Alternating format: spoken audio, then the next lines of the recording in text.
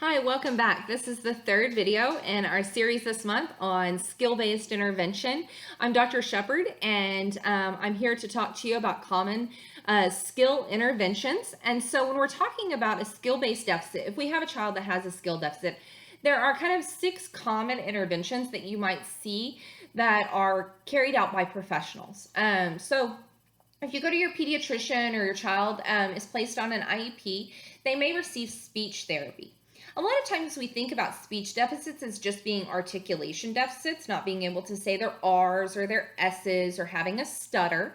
But speech therapists do so much more. Not only do they address articulation deficits, but they can also address deficits in communication as far as conversation skills, being able to talk about where, when, what, how, why. Being able to answer those WH questions when asked, being able to answer their personal questions like their name and safety questions. So speech therapists don't just address articulation deficits, but they also address communication deficits, which can be a broader, wider range of deficits in communication and speech behavior.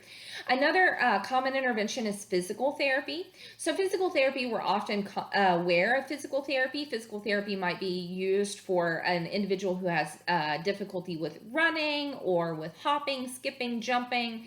They may also be used for children who are toe walking or have some kind of muscle weakness.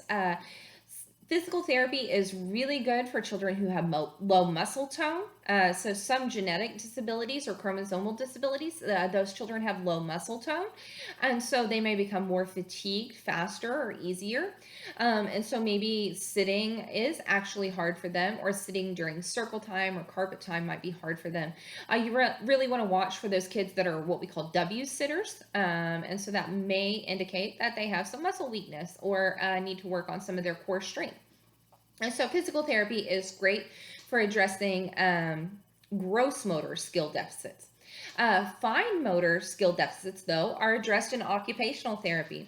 So occupational therapy, sometimes people aren't really familiar with what an occupational therapist does, but one of the things that they address are those weaknesses in the hands. So maybe your child has a hard time with buttons, fasteners, zippers, tying their shoes. If that's due to a muscle weakness, that could be addressed through physical therapy, and that can help improve their independence. Maybe they're having a hard time with eating, holding a fork and a spoon, because that requires this little grasp right here.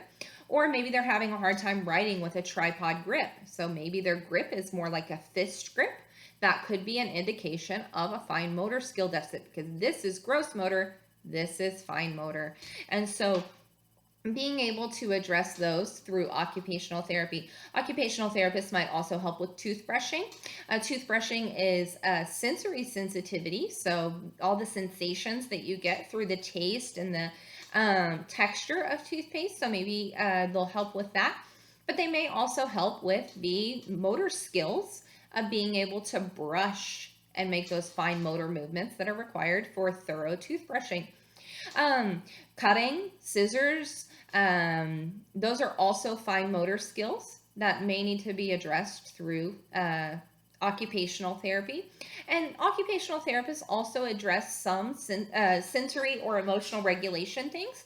And so they might be able to help with, maybe the child needs to really seeks out heavy impact play, like a lot of jumping and climbing and bouncing off of things and running into things. Occupational therapists can help find appropriate ways to get that sensory input through more appropriate replacement behaviors. Or maybe they're really sensitive to sounds or noises or tastes.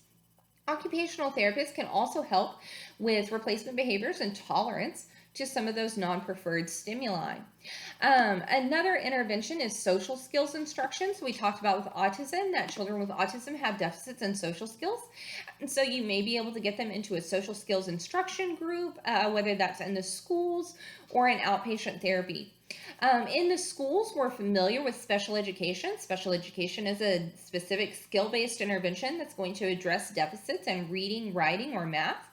But a child may also just require accommodation. So if a child has a math disability, they may also need skill-based intervention as far as allowing them to have a calculator or number line on their desk. If they're having a hard time with letter reversals, maybe they need the little desk plate on their desk. And so those are accommodations that are made in the classroom.